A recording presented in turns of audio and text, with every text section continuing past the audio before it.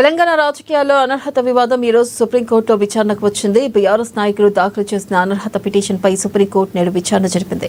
Chief justice of India ధర్మాసనం case విచారణ చేపట్టింది. ఇక దీనిపై మరింత సమాచారాన్ని మా ప్రతినిధి భవిత లైవ్ ద్వారా అందిస్తారు. భవిత, చెప్పండి. ప్రధానంగా చూసుకున్నట్టయితే పార్టీ ఫిరాయింపుల అంశం చాలా కీలకంగా మారిన తరుణంలో ఇటు కోర్టు 4 వారాలు గడువిచ్చింది. ఈ నేపథ్యంలో సరైన సమాధానం గనక ఇటు స్పీకర్ చెప్పకపోతే ఎటువంటి నిర్ణయం తీసుకునే అవకాశం కనిపిస్తుంది? అప్డేట్స్ ఏంటి కవిత?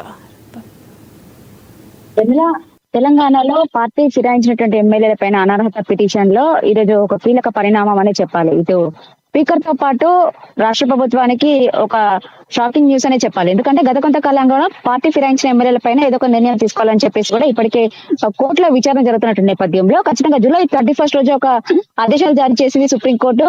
100 days లో 3 నెలల లోపల ఏదో ఒక నిర్ణయం తీసుకోవాలి వాళ్ళ పైన అని చెప్పేసి కూడా వాళ్ళు ఆదేశాలు జారీ చేయడం, దానికి అనుగుణంగా మేము విచారణలు కొనసాగిస్తున్నామని చెప్పడానికి మాత్రం ఉద్దేశపూర్వకంగానే వీళ్ళ యొక్క విచారణ అయితే ప్రారంభించారు. కానీ విచారణ ప్రారంభించి 100 days పూర్తవుతున్నా కూడా ఇప్పటి వరకు కూడా పూర్తి స్థాయిలో విచారణ జరపకపోవడము, అంటే 10 మందికి నోటీసులు ఇవ్వడము, 10 మందిలో 2 ఎమ్మెల్యేల నుంచి ఎలాంటి స్పష్టత రాకపోవడం, కేవలం 8 మంది ఎమ్మెల్యేల విచారణ గురించి అంటే రిప్లై ఇవ్వడం, వారిలో దాదాపు నలుగురిది పూర్తి అయింది, మరొక 4 విచారణ కొనసాగుతూ వస్తుంది. కానీ ఇంకా మిగతా 2 సంబంధించిన మాత్రం ఎలాంటి రిప్లై అనేది రాలేదు. అయితే ఈ పూర్తి స్థాయిలో 10 మంది ఎమ్మెల్యేల యొక్క విచారణ పూర్తి కాకపోవడంతో మరొకసారి ఏదైతే KTR, BRS working president KTR supreme court ఏదైతే ఆదేశాలు జారీ చేసిందో వాటిని బేఖాతరు చేస్తూ రాష్ట్ర ప్రభుత్వం ఇలా కావాలని చెప్పేసి వాటిని పోస్ట్ పోన్ చేస్తూ వస్తుందనే అంశాన్ని పరిగణలోకి తీసుకోవాలంటూ కూడా కోర్టు ధిక్కరణ కేసు పిటిషన్ వేశారు గత వారంలో. అయితే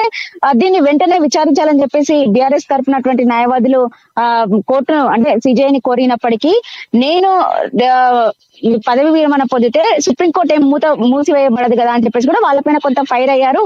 దాన్ని గత ఫ్రైడే రోజు, అంటే లాస్ట్ ఫ్రైడే రోజు, అంతకంటే ముందే అయితే November 31 కి ఈ పార్టీ ఫిరాయించిన ఎమ్మెల్యేల పైన గడువు ముగుస్తుందని చెప్పేసి భావించినటువంటి స్పీకర్ కార్యాలయము October 25 రోజే మరొక పిటిషన్ దాఖలు చేసింది. ఏదైతే ఈ 31 కి గడువు ముగుస్తున్నటువంటి నేపథ్యంలో మరింత గడువు ఇవ్వాలంటే కూడా వాళ్ళు సుప్రీంకోర్టును మరొకసారి ఆశ్రయించారు. అయితే ఈ 2 పిటిషన్లు ఉన్నటువంటి నేపథ్యంలో గత ఫ్రైడే రోజు అంటే విచారణ జరుపుతామన్నప్పటికీ అంతలోకి వీళ్ళు కోర్టు ధిక్కరణ కేసు పిటిషన్ వేయడంతో ఈ 2 పిటిషన్లు కలిపి కూడా ఈ రోజు విచారణ చేసింది. అయితే రాష్ట్ర ప్రభుత్వం తరఫున కూడా ఇటు మను సింఘ్వితో పాటు మోహిత్ రకుల్ ప్రీత్ సింగ్ వీళ్ళిద్దరు కూడా వాదనలు వినిపించారు. అయితే ఏదైతే మనం చూసామో గత వారంలో వెస్ట్ బెంగాల్ లో పార్టీ ఫిరాయించిన ఎమ్మెల్యే పైన డైరెక్ట్ హైకోర్టు వాళ్ళ పైన అనర్హత వేటు వేసింది. అయితే ఇది ఇక్కడ కూడా ఏదో ఒక నిర్ణయం తీసుకోవాలని చెప్పేసి కూడా ఇప్పటికే హైకోర్టుతో పాటు సుప్రీంకోర్టు కూడా చెప్పినప్పటికీ ఎక్కడ కూడా స్పీకర్ కార్యాలయం వాళ్ళ పైన ఒక నిర్ణయం తీసుకోకపోవడము, పూర్తి స్థాయిలో విచారణ కంప్లీట్ చేయకపోవడము. అయితే ఇదంతా గమనించినటువంటి సుప్రీంకోర్టు ఖచ్చితంగా వెంటనే మీరు పూర్తి చేయడంతో పాటు ఏదో ఒక నిర్ణయం తీసుకోవాలంటే కూడా 4 వారాలకి ఈ యొక్క కేసు పోస్ట్ పోన్ అంటే విచారణ వాయిదా వేస్తూ వచ్చింది. అయితే పూర్తి స్థాయిలో ఈ 4 వారాలు టైం తీసుకోకుండా రోజువారీ అంటే డైలీ విచారణ జరుపుతూ వారం రోజుల్లోగా పూర్తి స్థాయిలో విచారణ జరపడం, దానిపైన ఏదో ఒక నిర్ణయం తీసుకోవాలి. లేదు అంటే ఖచ్చితంగా కోర్టు ధిక్కరణ కింద పరిగణించాల్సి వస్తుంది. దాని తర్వాత తదుపరి చర్యలు కూడా పరిణామాలకు కూడా ఎదుర్కోవాల్సి వస్తుందని చెప్పేసి కూడా కొంత సిబిఐ సుప్రీంకోర్టు సిబిఐ స్పీకర్ పైన కూడా కొంత సీరియస్ అయినట్టుగా తెలుస్తుంది. పూర్తి స్థాయిలో ఇప్పుడు వారం రోజుల్లోగా అంటే విచారణ జరిపి వీళ్ళు ఒక నిర్ణయం తీసుకుంటారా లేదా అని మాత్రం వేచి చూడాల్సినట్టు అంశం అయితే కనబడుతుంది. ఒకవేళ వేచి చూడాల్సిన అంశం అయితే వస్తే వారం రోజులుగా ఖచ్చితంగా వీళ్ళు ఏదో ఒక నిర్ణయం తీసుకునే అవకాశం అయితే కనబడుతుంది. ఎందుకంటే ఇప్పటికే 100 days పూర్తి అయినాయి. దాదాపు 6 మంది విచారణ పూర్తి అయింది.